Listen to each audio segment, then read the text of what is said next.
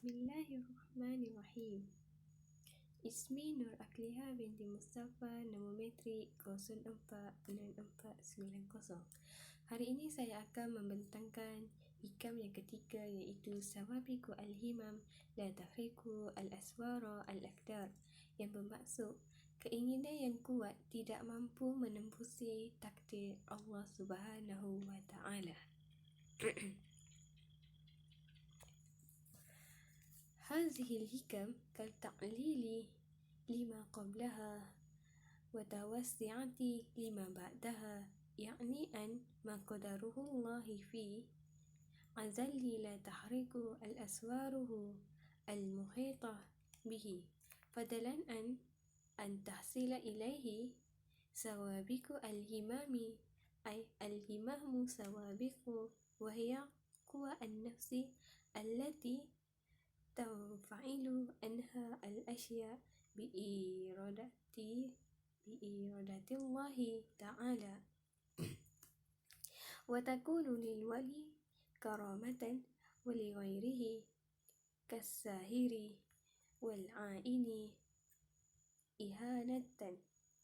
وفيه تشبه الأقدار بالمدينة لها الأسوار في الصيانة والحفظ على السبيل المكنية، أي وجب عليك أيها المريد أن تعتقد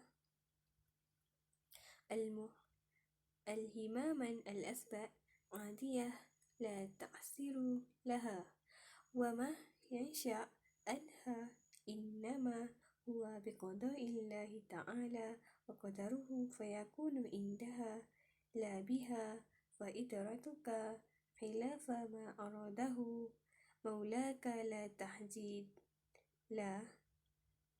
تحدي نفعا ولا تحصير لها في الحقيقة، حتى تظن أنها توجب لك رفعا. Maksud hikam ini berada pada tempat elah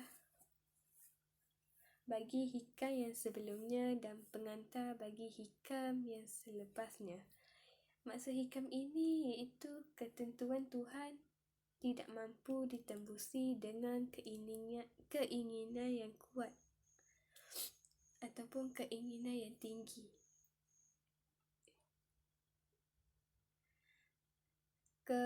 Keinginan yang kuat iaitu kekuatan di dalam diri seseorang yang menjadi sebab terjadinya sesuatu dengan kehendak Allah.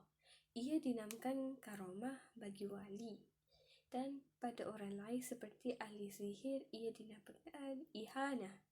Di dalam hikam ini dia mentashbihkan himmah yang tinggi iaitu ketentuan dengan sebuah bandar yang mempunyai pagar yang dapat menjaga dan mempertahankannya dari ancaman musuh.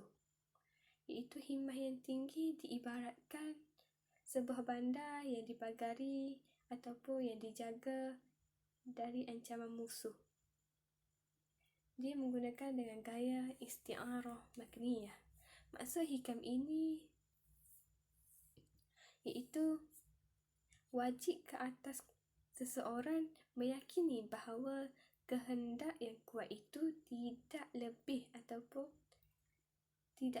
menjadi asbab kebiasaan sahaja yang tidak boleh meninggalkan apa-apa kesan, dan apa yang berlaku sebenarnya kerana Allah Subhanahu wa Ta'ala, dan apa yang berlaku pada hakikatnya berlaku di samping asbab dan bukan kerana asbab tersebut.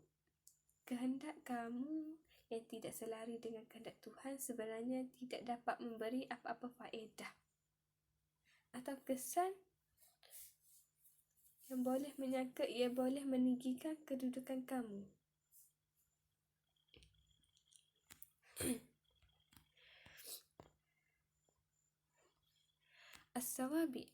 As-sawabi jamak sabiqah wahia al-muqaddimah.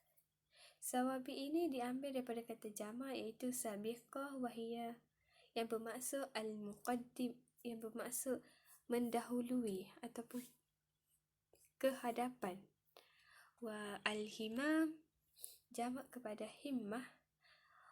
Wa himmatun al-quwwah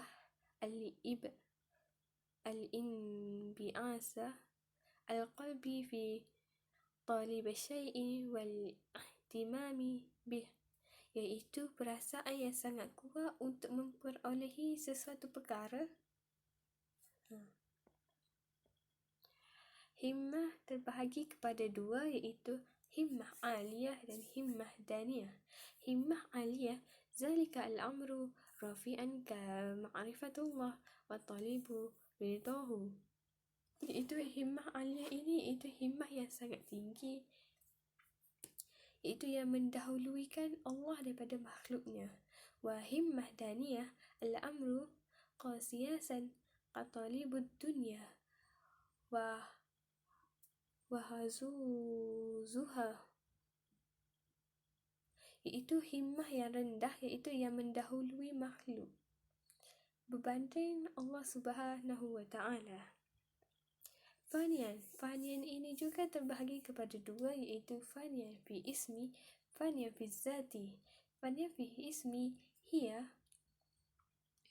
muhiman ihtimam bi syai'in kana, iaitu seseorang yang sentiasa menyebut nama-nama Allah, iaitu seseorang yang tenggelam dengan menyebut nama-nama Allah. Faniya fi zati takunu syai'in allati yahtajahu qabla an yahtamu bih atau kalam hadza ma'nahu wa huwa sahih, iaitu faniya fi zat, iaitu seseorang yang hilang kesedaran atau ingatan terhadap makhluk. Dia hanya menumpukan tumpuannya kepada Allah Subhanahu wa Ta'ala sahaja. Sekian daripada saya. Assalamualaikum warahmatullahi wabarakatuh. Assalamualaikum warahmatullahi wabarakatuh. Ismi Nasuha binti Muhammad Fauzi. Raqmu talabah 047680.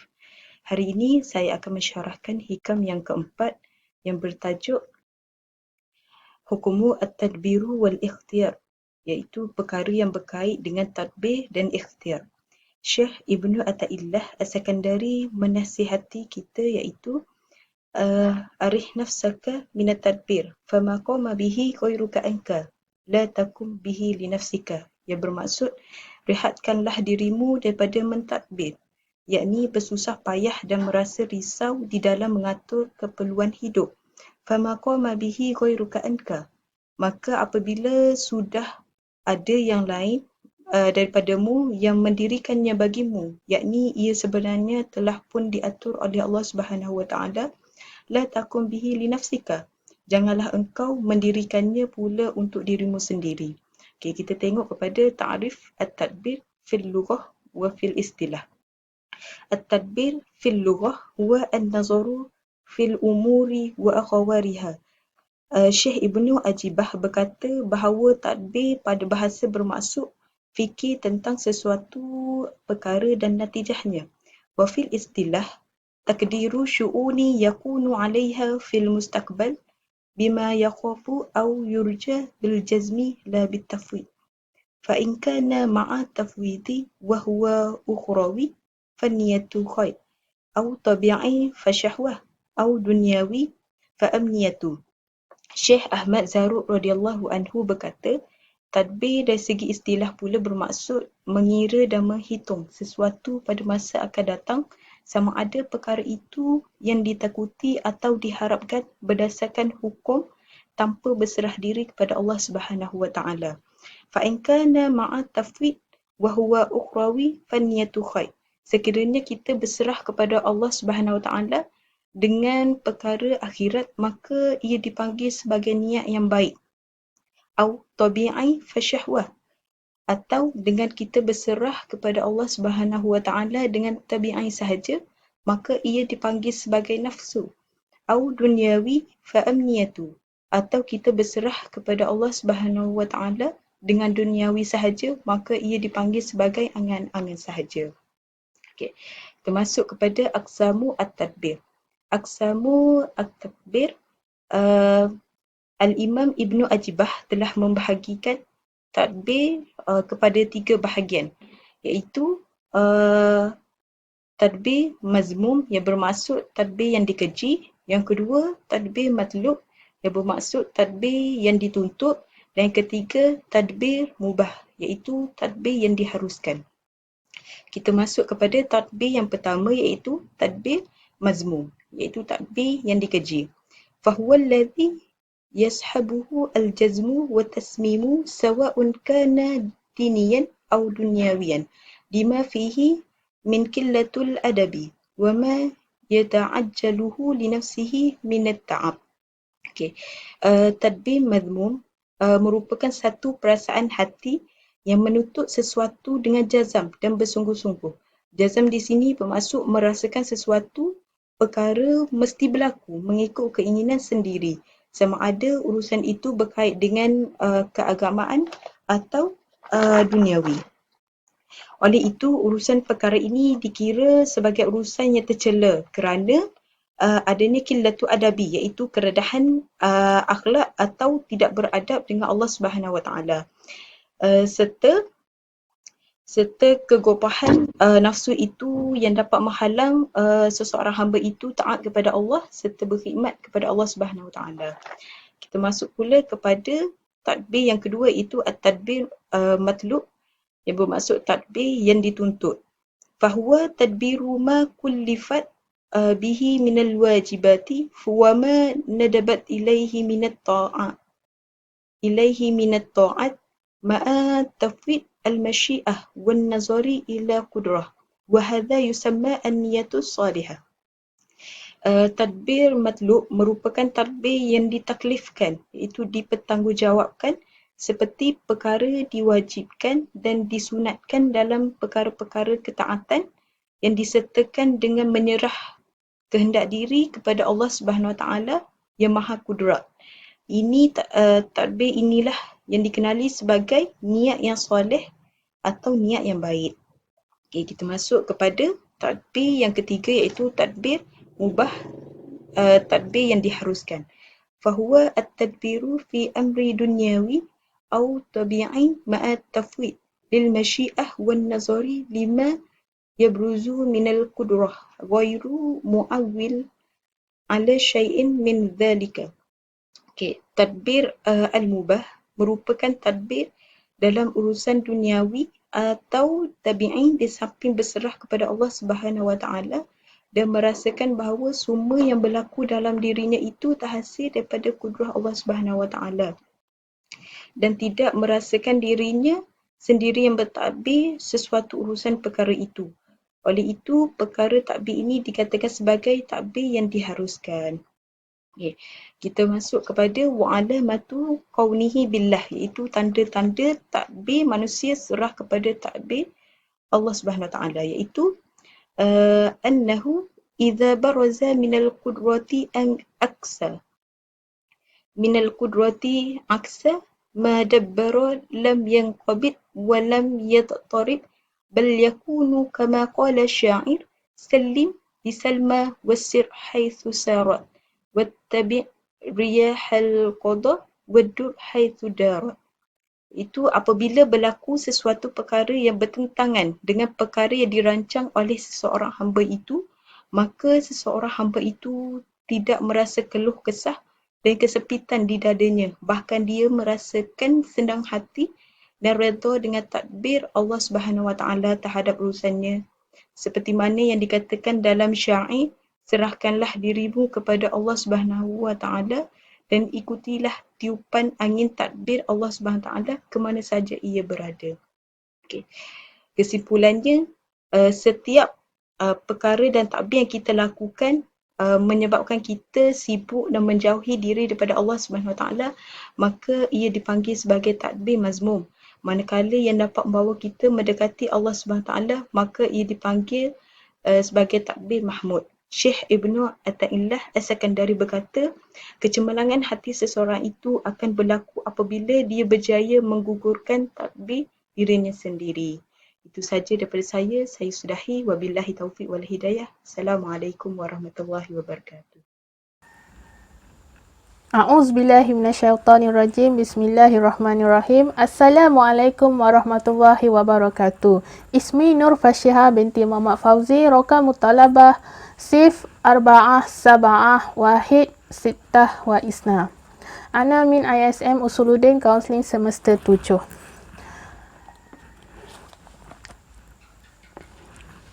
Al-yawm sa'ashrah lakum hikamu qamisah wa hukmu al-ijtihadu fi madmuni wa taraka amatlub. Ini pada hari ini saya akan membentangkan hikam yang kelima, hikam Ibnu Athaillah yang kelima, iaitu hukum bersungguh-sungguh terhadap perkara yang dijamin dan hukum meninggalkan perkara yang dituntut. Okey, hikam ni merupakan kesinambungan daripada hikam yang sebelumnya. Okey. Walamma kana al-inhimaku fi tadbiri wal ikhtiyari yadullu ala intimasul basirah wa tarkuhuma aw fi'luhuma billah yadullu ala fathul basirah zakara alamatu ukhra azharu wa ashharu minhuma ala fathul basirah aw tamsiha. Ini apabila seseorang itu tenggelam dalam lautan mentadbir diri, dia tenggelam dalam merasakan usahanya sendiri, iaitu dia merasakan usahanya itu bermanfaat kepada kehidupannya. Perkara itu merupakan tanda pudarnya cahaya pandangan mata hatinya. Tetapi apabila dia meninggalkan pengaruh tadi, ini takbir diri dan ikhtiar yang dilaksanakan, dan melaksanakannya dengan takbir Allah SWT, ini melaksanakan dengan perintah Allah SWT, maka perbuatan itu dikatakan tanda kepada terbukanya mata hati seseorang itu. Oleh itu, Syekh Ibnu Athaillah menyatakan dan menjelaskan kepada kita satu tanda yang lebih jelas untuk mengetahui sama ada mata hati seseorang itu terang atau tertutup dengan menyatakan kalamnya.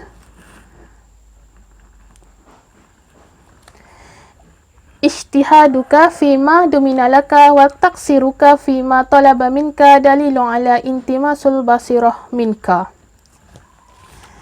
Ini kerajinan kamu untuk mencapai apa yang telah dijamin pasti akan sampai kepada kamu, di samping tanggungjawab kamu terhadap kewajipan-kewajipan yang telah diamanahkan, yang telah ditugaskan kepada kamu, membuktikan butanya mata hati kamu.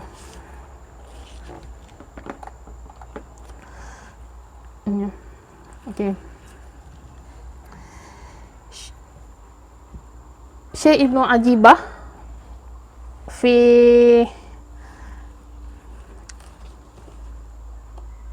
Syekh Ibnu Ajibah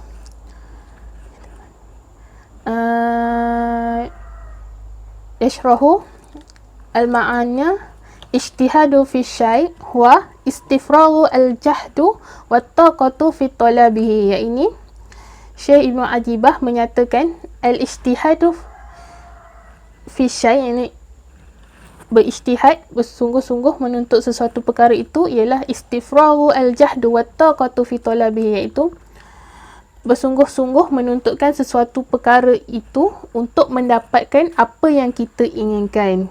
Yang kedua, at-taqsiru wa at-tafritu wa tadayyu'. At-taqsir ialah at-tafrit wa tadayyu', iaitu mengabaikan dan mensia-siakan. Seterusnya, al-basirah. Ini al-basirah nazirul qalbi, pandangan mata hati. Dan yang terakhir, al-basar. Al-basar maksud dia naziru al-qalibi, ini pandangan mata zahir. Seterusnya, al-filqu baina al-basirah wal basar.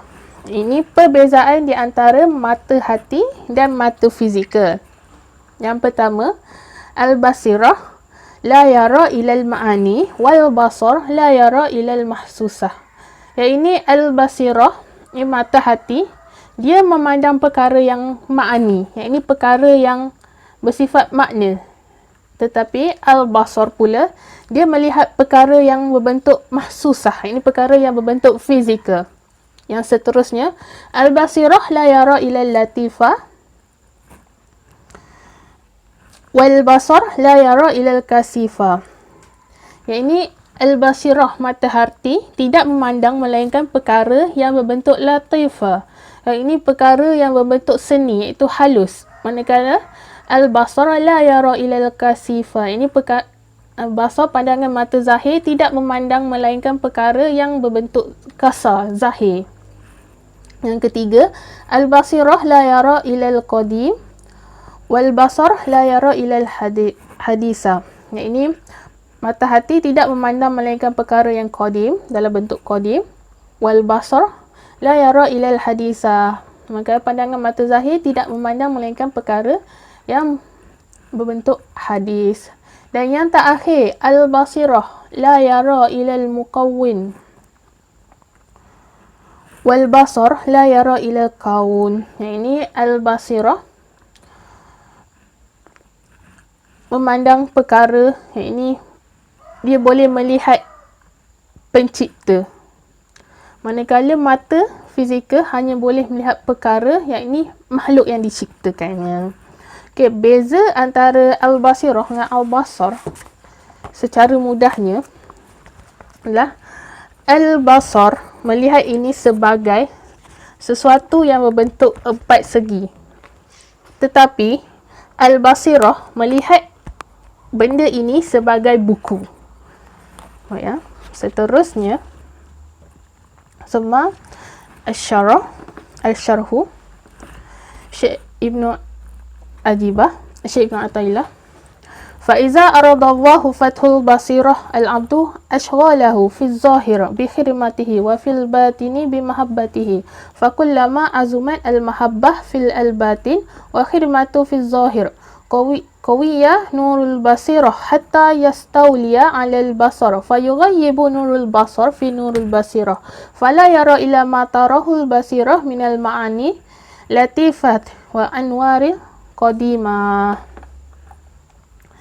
Okay, apabila Allah mengurniakan kepada seseorang manusia itu terang mata hatinya, Allah akan menjadikan manusia tersebut sibuk berkhidmat pada Allah pada zahirnya dengan melaksanakan apa yang diperintahkan oleh Allah dan meninggalkan apa yang dilarang. Secara batinnya, Allah menjadikan manusia itu berasa kasih kepada Allah sebagai contoh bagi tanda Allah menjadikan mata hati seseorang manusia itu terang dengan makna iman. Apabila besarnya rasa kasih dalam diri seseorang hamba itu, maka akan jelas dan teranglah cahaya mata hati seseorang manusia itu sehingga dapat mendominasi pandangan mata zahir dan menyebabkan seseorang itu dapat mengenal Allah Subhanahu Wa Taala.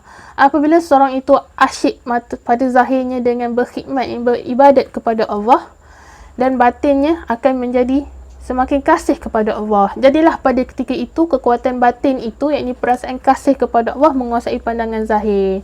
Dan itu merupakan tanda terangnya mata hati seseorang itu. Seterusnya.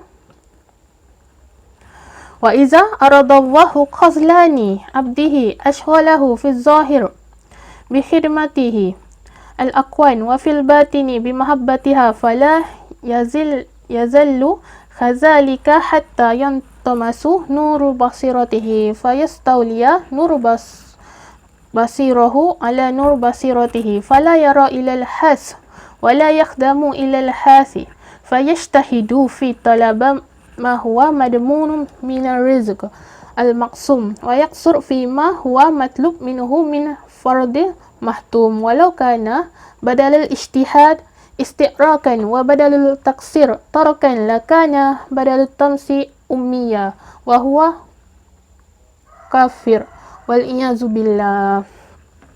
Sebaliknya, apabila Allah mengkehendaki seseorang itu tidak mendapat petunjuk, bahkan mendapat kesesatan, Allah akan menyibukkan dirinya berkhidmat kepada makhluk sehingga lupa kepada Allah dan menjadikan batinnya merasa kasih kepada makhluk yang dikhidmatinya tanpa ada hubung kait dengan Allah Ta'ala.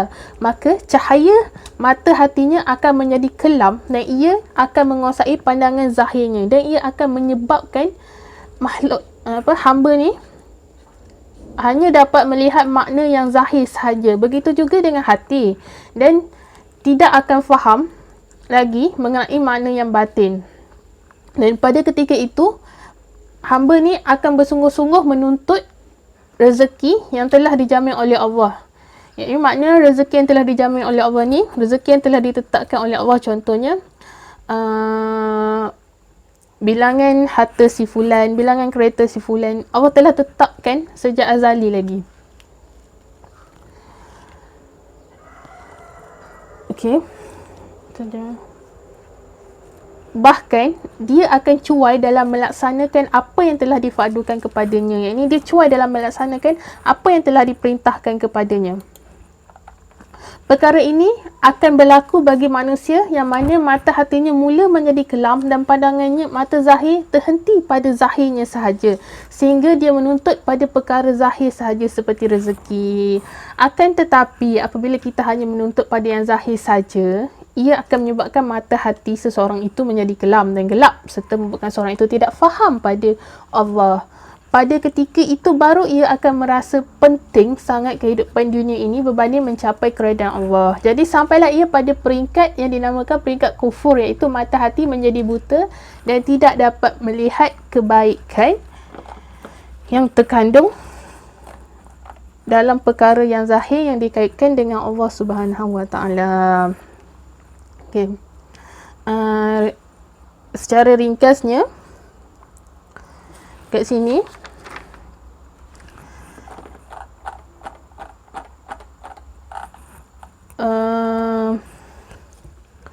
apabila seseorang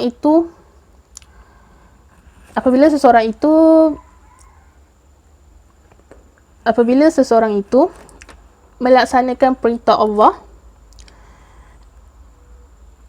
dan hanya ada Allah saja dalam dirinya, itu merupakan tanda sebagai terangnya pandangan mata hati dia. Tetapi apabila dia hanya melaksanakan untuk dirinya sahaja dan dia hanya mengejar dunia, itu merupakan sebagai tanda kelamnya mata hati seseorang itu. Sekian, itu sahaja daripada saya. Terima kasih. Assalamualaikum warahmatullahi wabarakatuh. اسمي نرفة نبيلة بنت رملي رقم الطلبة 047445 سيف. اليوم سنقدم لكم الحكم عن الموضوع مقامك حيث أقامك الحق تعالى. الحكم 19. لا تطلب منه أن يخرجك من حالة يستعملك فيما سواها فلو أرادك لاستعمالك من غير إخراج. Maqamaka, iaitu kedudukan kamu, haisu, di mana, aqamaka haqqu ta'ala, yang mana Allah telah menetapkan kedudukan kamu, yang mana hikam la tatlubu minhu an yukhrijaka, janganlah engkau pinta daripadanya, iaitu Allah Subhanahu Wa Ta'ala, an yukhrijaka min halati, untuk mengeluarkan kamu dari satu pekerjaan ke pekerjaan yang lain. Sebab jika dia mahu, dia boleh sahaja membuat kamu menggapai apa sahaja, yakni pahala yang ada di pekerjaan yang lain itu tanpa harus keluar daripada pekerjaan yang pertama. Yang mana hikam ini menerangkan bahawa la tatlubu, janganlah kita ni meminta untuk keluar daripada satu keadaan ni ke satu keadaan yang lain, yakni keadaan tu yang diupama sebagai pekerjaan, kerana Allah Subhanahu Wa Taala sekiranya Allah berkehendak, Allah mampu membuat kita ni mencapai apa sahaja yang kita mahu daripada pekerjaan yang lain tu tanpa harus kita ni keluar daripada pekerjaan tersebut. قلت من عذاب العارف اكتفاء بالعلم الله واستغناء به عما سواه فإذا أقامه الله تعالى في حالة من أحواله فلا يستحركها ويطلب الخروج منها إلى حالة الأخرى فلو أراد الحق تعالى أن يخرجه من تلك الحالة. Maksudnya, yang mana Ibnu Athaillah menerangkan kepada kita sekiranya apabila Allah ni menetapkan kita dalam satu keadaan, kita janganlah fala yastahrikuha, janganlah kita menghina atau mencela keadaan tersebut dengan meminta untuk keluar daripada keadaan yang lain. Kerana فلو أراد الحق تعالى يخرجه من تلك الحالة ويستعمله فيما سواها استعماله من غير أن يطلب منه أن يخرجه بل يمكث على ما أقامه فيه الحق تعالى حتى يكون هو الذي يتولى إخراجه كما تولى إدخاله. Yang mana sekiranya Allah Subhanahu Wa Taala ni berkehendak untuk keluarkan kita daripada keadaan tersebut dan memasukkan kita keadaan yang sama apa yang kita dan menjadikan keadaan tersebut sama seperti apa yang kita minta untuk keluar daripadanya. Bal yumkisu. Oleh itu, kita haruslah terus menetap di atas apa yang telah ditetapkan oleh Allah Subhanahu Wa Taala hatta yakunu huwa allazi yatawalla ikhrajuhu kama tawalla idhalu. Sebagaimana dia telah menetapkan kita ikhrajuhu, keluarkan kita seperti apa yang dia memasukkan kepada kita. Sebagaimana firman Allah Subhanahu Wa Taala dalam surah Al-Isra ayat ke-30,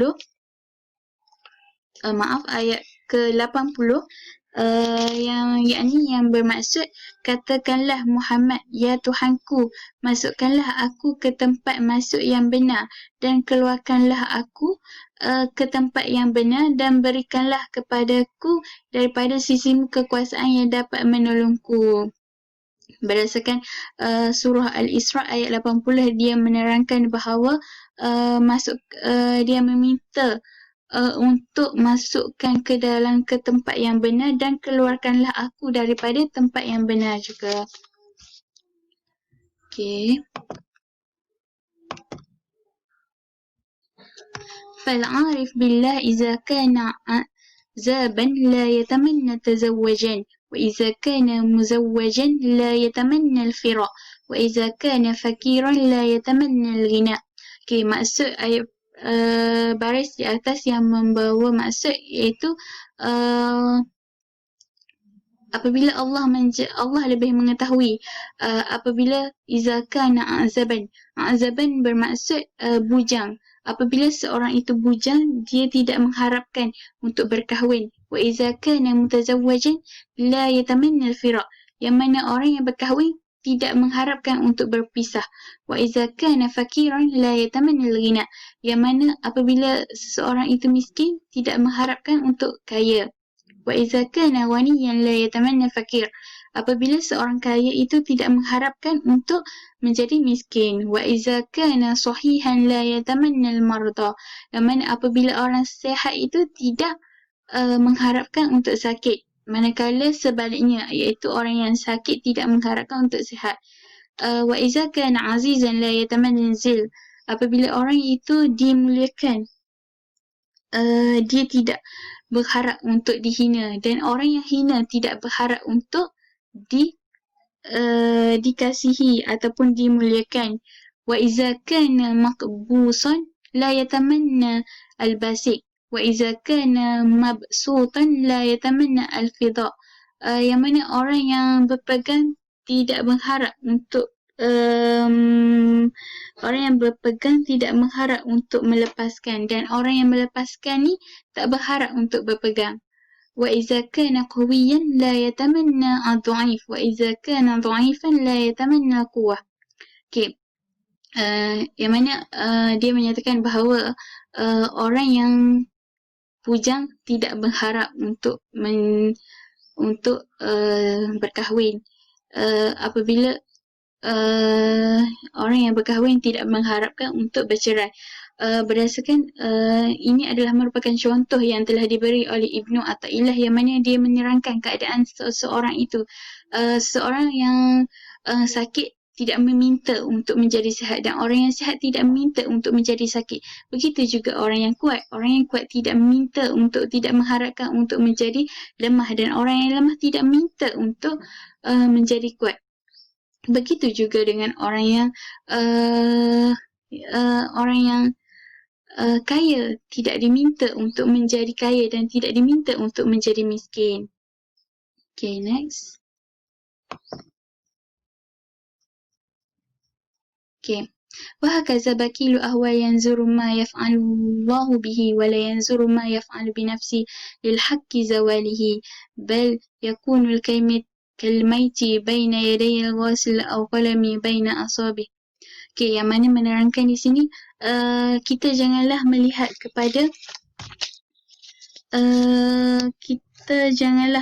kepada apa yang telah apa yang telah Allah lakukan dengannya.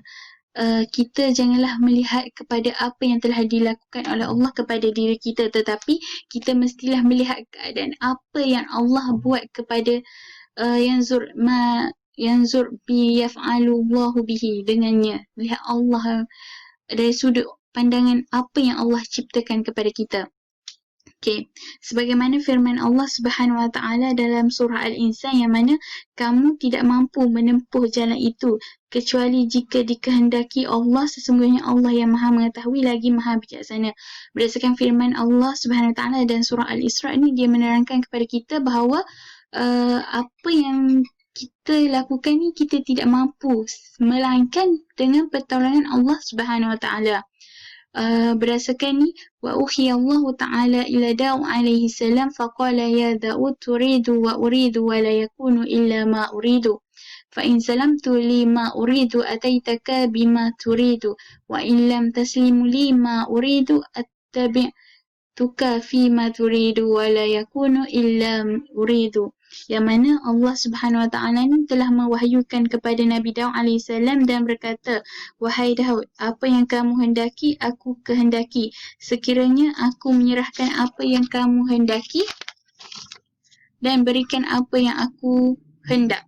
Dan sekiranya apa yang diserahkan kepada kamu, datangnya apa yang kamu hendak itu bukanlah apa yang aku hendaki. Okay, berdasarkan wahyu yang diturunkan kepada Nabi Daud, Allah menyatakan kepada Nabi Daud, apa yang kamu hendak itu tidak seperti aku hendak, dan apa yang aku hendak itu tidak seperti yang kamu hendak. Okay. Berdasarkan wakhalasatul qaul, kesimpulan yang dapat kita ambil daripada hikam ini yang mana Ibnu Athaillah menerangkan kepada kita bahawa pekerjaan tersebut, dia menerangkan kepada kita sesuatu pekerjaan, apabila kita memasuki satu pekerjaan yang terdapatnya haram, iaitu kita mestilah wajib keluar daripada pekerjaan tersebut. Sekiranya pekerjaan itu diketahui atau sebelum dan selepas, maka kita berusaha untuk keluar daripada pekerjaan tersebut. Oleh itu, kita sebagai manusia, kita mestilah memilih pekerjaan yang mana terdapat pekerjaan yang menepati hukum syarak, yang menepati prinsip-prinsip yang telah ditetapkan. Itu sahaja daripada saya. Wallahu a'lam. Haza minni faqat. Syukran laka. Okay, Assalamualaikum warahmatullahi wabarakatuh. Nama Siti Fatimah Ihsan binti Muhammad Kamil yang bermatrik 04870. Okay. Hanya saya akan membentangkan tentang hikam yang ke-25, iaitu yang bertajuk Isa'atu tasrif billah wa asr tasrif bin nafs. Okay. Tajuk hikamnya bermaksud mudah jika perbuatan disandarkan kepada Allah dan sukar jika suatu perbuatan disandarkan kepada diri kita sendiri. Okay. Itu adalah tajuk hari ini. Okay. Kita masuk kepada hikam tersebut, iaitu hikam yang ke-25. Okay. hikam ini berbunyi ma tawaqqif matlabul anta talibahu bi rabbika wala tayassira matlaba anta talibahu bi nafsik. Hikam ni berbunyi, hikam ni bermaksud tidak akan berhenti suatu permintaan yang semata-mata engkau minta, engkau sandarkan, iaitu engkau sandarkan kepada kurniaan, iaitu kekuasaan Allah Subhanahu Wa Taala, iaitu Tuhanmu, dan tidak mudah tercapai permintaan pengharapan yang engkau sandarkan kepada kekuatan dan daya upaya serta kepandaian dirimu sendiri. Ini bermaksud tidak akan terhenti suatu permintaan tu semata-mata kalau engkau minta dan engkau sandarkan suatu perbuatan tu kepada Allah Subhanahu Wa Taala. Dan bagi yang bersandarkan segala perbuatannya kepada kekuatan dan daya upaya sendiri, itu adalah satu yang sukar bagi mereka, kerana mereka menandakan semua perbuatan mereka itu adalah berdasarkan kepada keupayaan diri mereka sendiri dan mereka sandarkan kepada diri sendiri. Kalau kita sandarkan perbuatan kita kepada Allah, maka Allah permudahkan, Allah kurniakan apa yang permintaan kita. Tapi kalau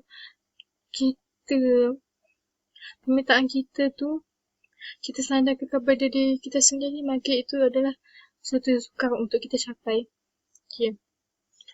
Bagi perkataan seperti iaitu pertamanya at-tawaqquf seerti dengan al-habsu wa ta'azzuq. At-tawaqquf ialah terhenti. Seerti baginya adalah al-habsu wa ta'azzuq, itu penahanan dan kegagalan. Bagi perkataan kedua iaitu wal matlub ma talibu qada'uhu. Bermaksud wal matlub ni bermaksud permintaan, dan ma talibu qada'uhu ni apa yang diperlukan untuk membuatnya. Wat tayassir. Tayassir yang mudah, iaitu seerti dengan at-tashil.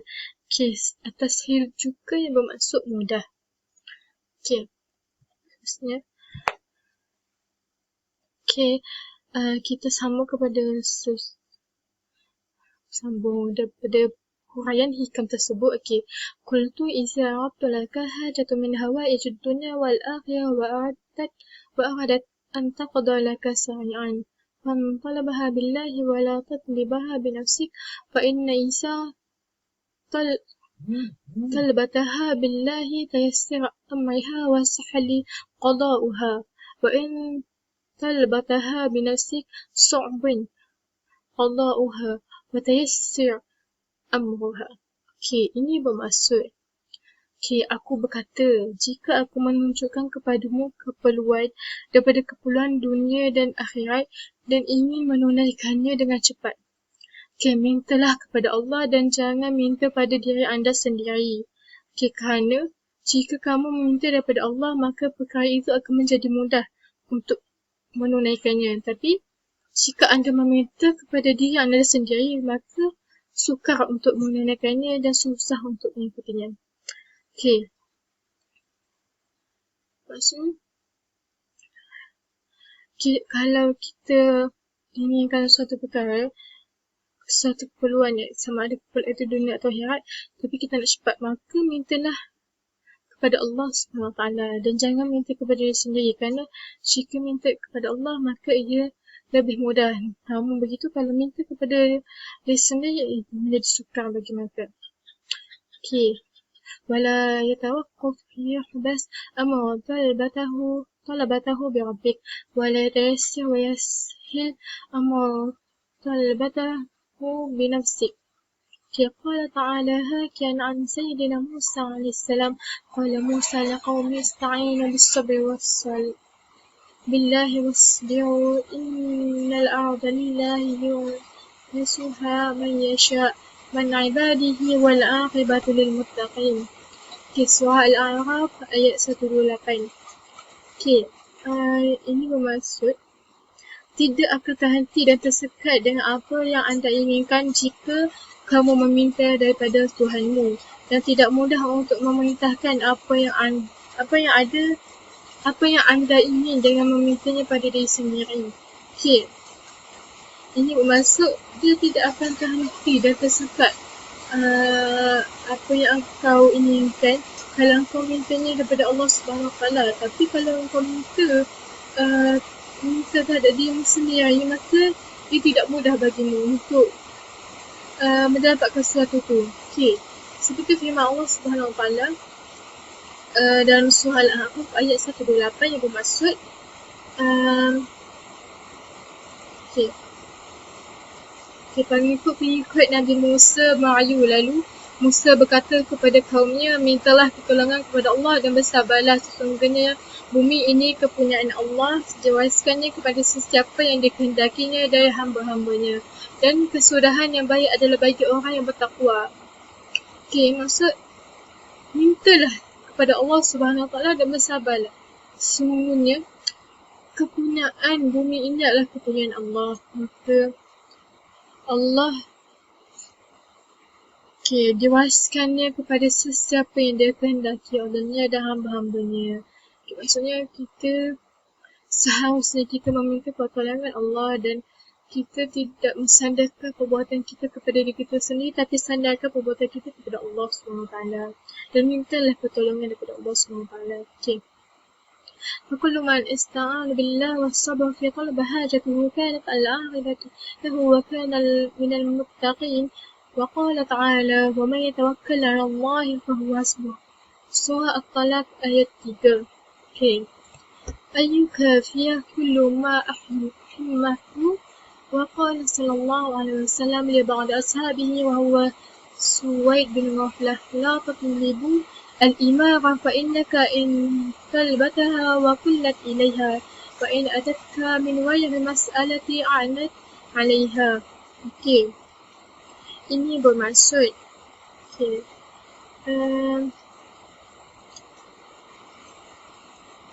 maka sesiapa yang mencari pertolongan daripada Allah dan sabar dalam meminta apa yang diperlukannya, itu kesannya dan ia adalah salah seorang yang benar. Maka mintalah pertolongan kepada Allah. Dan Allah berfirman dalam surah At-Talaq yang bermaksud, dan ingatlah sesiapa berserah diri bulat-bulat kepada Allah, maka cukuplah baginya untuk menolong dan cukuplah Allah baginya untuk menolong dan menyelamatkannya. Surah At-Talaq ayat 3. Okey. Al-Kafiyah kullu ma ahimmahu. Okey, kecukupan ini adalah perkara yang penting. Okey. Waqala sallallahu alaihi wasallam li ba'd ashabihi wa huwa Suwaid bin Ghaflah. Okay. Berkata Nabi Muhammad sallallahu alaihi wasallam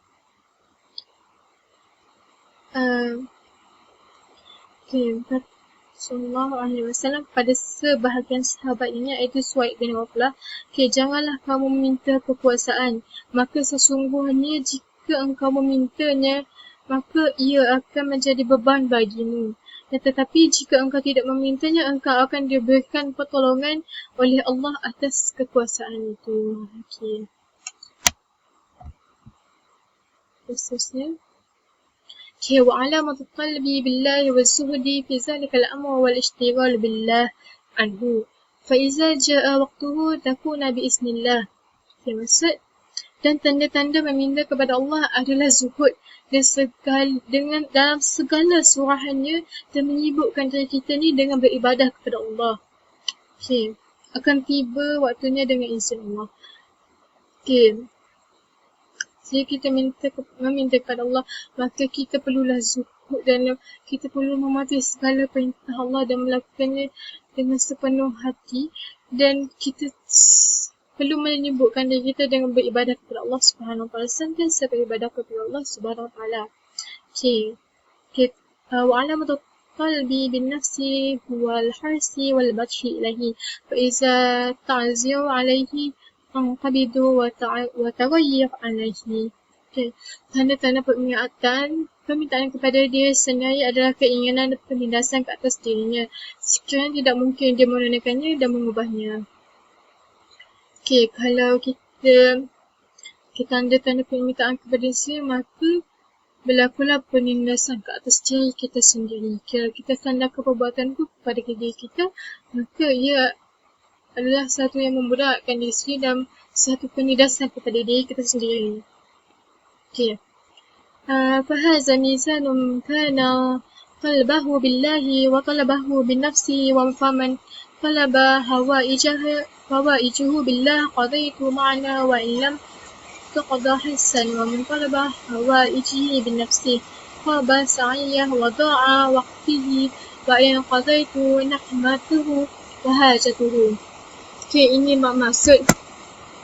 Maka ini adalah keseimbangan bagi siapa sahaja yang meminta kepada Allah dan meminta dengan diri sendiri. Ini adalah satu perbezaan meminta kepada Allah dan meminta manusia. Maka siapa yang meminta hajatnya kepada Allah, Allah akan menunaikan hajatnya walaupun anda tidak merasainya. Dan barang siapa yang meminta hajat mereka dengan diri mereka sendiri, mereka akan kecewa dan usaha dan membuang masa sekiranya membelanjakan keperluannya dan tidak pernah puas. Okay, sekian daripada saya dan kesimpulan daripada syarah hikam ini adalah segala perbuatan yang kita lakukan adalah bersandar kepada Allah dan kita haruslah hanya meminta kepada Allah SWT dan meminta pertolongan Allah SWT dan kita tidak boleh menyandarkan perbuatan kita kepada diri kita sendiri kerana itu adalah sesuatu yang menindas pada diri kita sendiri. Assalamualaikum warahmatullahi wabarakatuh. Assalamualaikum warahmatullahi wabarakatuh. Nama Aina Amira binti Zulkadari 046328. Hari ini saya akan membentangkan hikam At-Ta'iyah yang kedua, iaitu ahkamu at-tajarrud wa tasabbu. Ka at-tajridu ma'a iqamatillahi iyyaka fil asbabi min syahwati al-khafiyyah. Wa iradatuka al-asbaba ma'a iqamatillahi iyyaka fit tajridi inhitatul himmati al-aliyah. Keinginan kamu untuk bertajrid, melepaskan diri daripada sebab musabab, sedangkan Allah meletakkan kamu di peringkat sebab musabab. Ia merupakan syahwat kamu yang tersembunyi, iaitu tak nampak, dan keinginan kamu kepada sebab musabab, sedangkan Allah meletakkan kamu di tempat tajrid. Itu merupakan suatu himmah yang rendah. At-tajridu fil lughati wal iktishatu wal azillatu, yang bermaksud meninggalkan atau membuangkan. Taqulu jalatu as-sauba azantuhu anni, membuang atau memisahkan pakaian daripada badan. Okey, tajrid ini as-sufiyati fahuwa ala salasati aqsam. Para sufi ini membahagikan tajrid kepada 3 bahagian, iaitu pertama tajrid zahir, yang kedua tajrid batin, yang ketiga fatajridu ma'a. Tajrid zahir ini huwa tarku al-asbabi ad-dunyawiyyati wa kharqu al-awaidu al-jismaniyah, yang bermaksud meninggalkan. Tajrid zahir ini meninggalkan sebab musabab duniawi dan meninggalkan perbuatan kebiasaan yang dilakukan oleh jismani, iaitu seperti makan yang banyak ataupun tidur yang banyak. Yang kedua tajrid batin, wa tarku al-awaiki an-nafsiyati wal awaiki wahmiyati, yang bermaksud meninggalkan halangan nafsu dan halangan-halangan khayalan, iaitu sangkaan dalam pemikiran dan benda-benda yang menghalang hadirnya hati ingat kepada Allah Subhanahu Wa Taala, iaitu seperti meninggalkan maksiat. Yang ketiga fatajridu ma'an. Fatajridu ma'an ni wa tarku al-alaiki al-batiniyati wal awaidi al-jasmaniyati, meninggalkan halangan-halangan dari segi zahir dan batin. Yang sempurnanya ada 2. Yang pertama tajrid kamil dari segi zahir, tajrid kamil dari segi batin. Jadi tajrid yang sempurna daripada segi zahir ialah wattarku al-asbabi wat ta'riyatu al-badani minal mu'tadu al-shibab, yang bermaksud dapat meninggalkan segala musabab-musabab dan mengasingkan diri daripada melakukan perkara-perkara yang biasa dilakukan. Yang kedua tajrid kamil fil batin, wa tajridu al-qalbi min kulli wasfin zamimin wa tahliyatuhu bi kulli wasfin karimin, iaitu hati meninggalkan segala sifat tercela dan menghiasi hatinya dengan sifat-sifat yang terpuji, iaitu sifat-sifat yang baik. Iaitu tajrid zahir tanpa batin, fahuwa kazabu kaman kasa fin nahasu bil fiddati batiniyati qabihun wa zahiruhu malihun, yang bermaksud tajrid zahir ni tanpa batin, ia adalah menipu, kazab nipu, seperti mana kedudukan orang yang menyadu besi dengan perak. Maksudnya dalam dia baik, tapi dalam dia tak baik, tapi luarnya, zahirnya kita nampak dia, perlakuan dia adalah baik. Lepas tu yang kedua, tajrid batinuhu duna zahir, fahuwa hasanun kaman kasa al-fiddatu bin nahsin fahuwa qalilun. Tajrid batin tanpa zahir ni adalah hatinya bersih daripada sifat mazmumah. Lepas tu kedudukannya sama seperti orang yang sadu perak daripada gangsa. Maknanya zahirnya nampak kurang baik, iaitu dia melakukan juga perkara-perkara yang sebab musabab, tetapi dalam dia, batin dia baik. Yang ketiga, jami' baina tajrida az-zahiri wal batin fahuwa as-sidqu kamil. Jadi kedua tajrid zahir dan batin ni saling melengkapi, sempurna, tajrid yang sempurna. Adabul fakir al-mutajarridu arba'ah. Jadi ada orang fakir ni yang tajarrid ada 4. Yang pertama, al-hurmatu al-akabir lil akabir, iaitu menghormati orang yang lebih tua. Yang kedua, ar-rahmatu lil asarir, iaitu menghormati orang yang lebih kecil. Yang ketiga, al-insafu min nafsik, iaitu menginsafi diri sendiri. Yang keempat, adamu al-intisar lahu, iaitu tidak mementingkan diri sendiri. Lepas tu adab orang fakir, sebab musabab ada 4. Yang pertama, maulatun al-abrar, iaitu bersama-sama dengan orang yang baik. Yang kedua, mujanibatun al-fajar, menjauhkan diri daripada orang jahat. Yang ketiga, iqa'u salati fil jamaah, melaksanakan solat jemaah secara berjemaah. Yang keempat, muwasatun al-fuqara'i wal masakin bima yaqta'u alaihi, iaitu menolong orang fakir yang miskin.